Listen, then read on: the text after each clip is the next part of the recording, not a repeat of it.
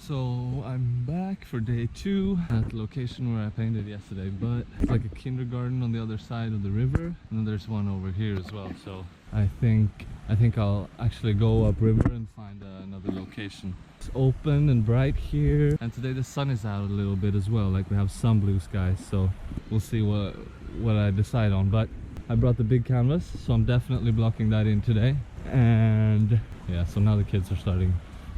They're on a food break. Now they start to play and scream and run around. Not staying here. Can't be asked. Playing kids more than 3 days a week. And I am already 3 days a week. So yeah, we'll see. I'm gonna walk upriver a bit and try to find something. Because I really want to paint a big one. I'm bound to find something.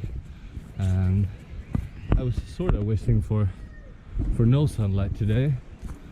And down here it's still quite dark and the sun doesn't go that high, so we'll see what happens. But I'm excited, and I think I'll be able to find a good spot. I have walked this river before and I haven't though, so we'll see. I think I might need to go on the other side, and this isn't the way to do that. So I'm definitely not crossing the river.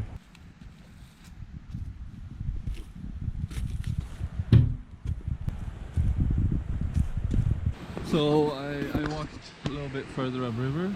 It's too noisy, and more industrial buildings are appearing over there. So here there's an option for 2 alright paintings. That is sorta not completely my taste. I don't know. I think ultimately I'll go back to the place where I was yesterday.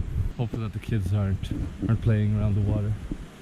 We'll see. You never know. We're in the city, so sort of just have to go with it. Still in the city, even though it's a river and a forest here, which is kind of nice. Okay, so the sun came out.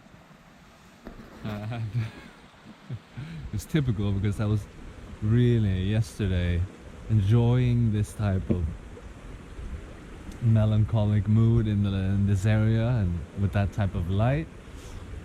And now with the sun, it's just like that doesn't happen anymore. So it's typical. It's definitely typical. I was coming out here. I had my mind set on doing something that would be overcast, because then I could work on it every time I had an overcast situation, because it's quite close to home and all of that. So today it's semi, and actually the sky is completely blue now. So I don't think it's gonna be overcast whatsoever. And as soon as I start painting this, sunlight is gonna come into the scene. So I'm sure like right where I'm standing is gonna be sunlight until it sets. It's really, really typical. So I don't know, I'm just gonna go for it. I think I'm gonna do a small one of this, and then set to do some bigger pieces, some smaller studies as well, if I have the time. And then if something would be in the shade, I'm gonna see if any of those compositions could be an option for blocking in the big one. So the secret of waking up from the drama, the endless cycles, is the realization that the only time that there is the present. And this is called in Sanskrit the point of time, bindu, or another word used is kshana. This means moment. Bindu means atom, not in the scientific sense of atom.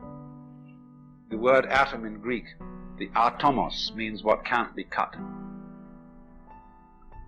So they would say, now if you are realized and awake to the self, you know that you are the present. There is no other time than the present. And when you become awake to that, boredom is at an end, and you are delivered from the cycles. Not in the sense that they disappear, that you no longer go through them.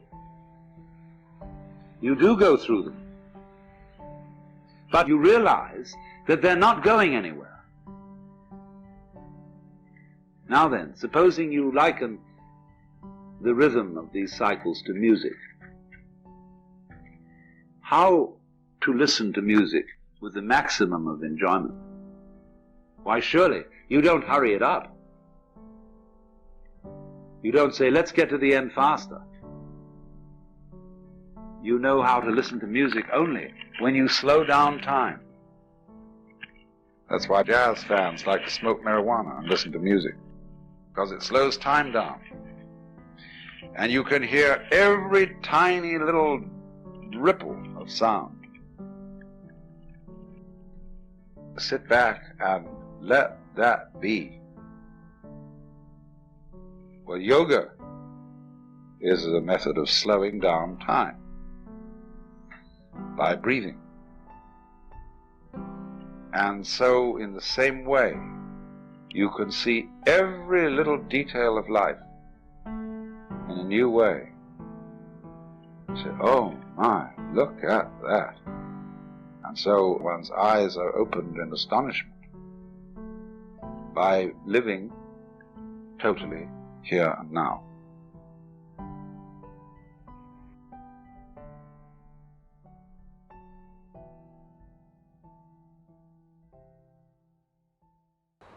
I think that's it for now.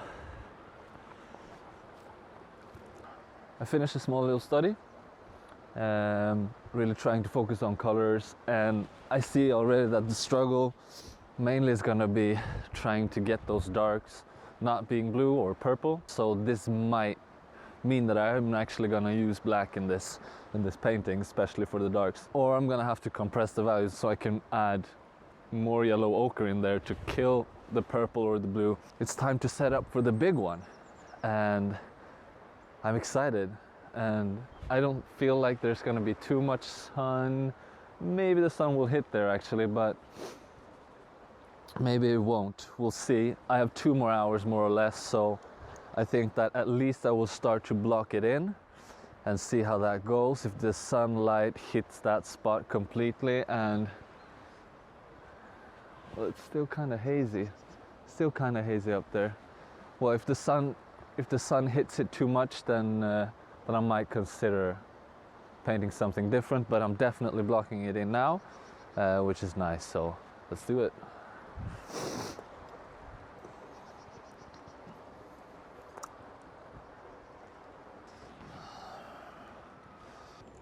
So because I'm sight sizing, it means I'm gonna have to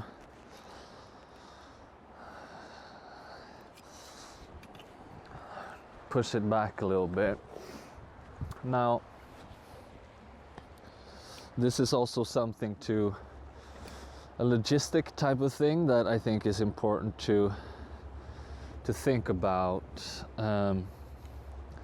So I've designed the easel more or less myself, made the decisions on what size this would be, and it's 1 meter, which is way too long for a lot of reasons, but it is long enough for me to have this big of a canvas on it, which was ultimately why I made the decision of having it that big.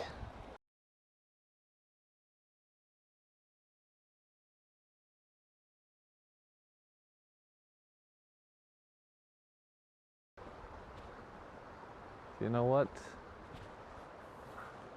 Actually, this is frustrating because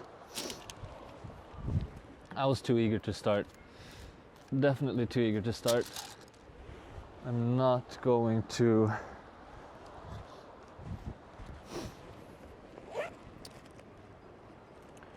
continue this way.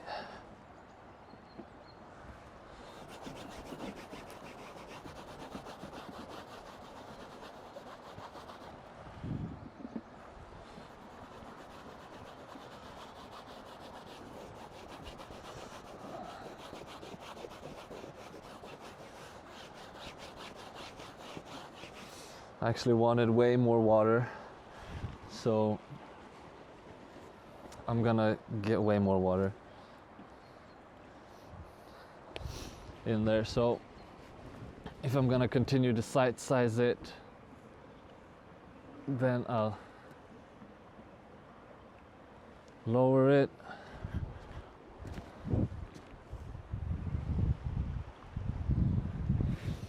until about there,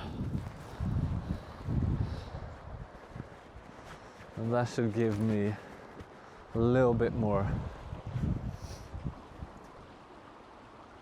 of the water from here, definitely.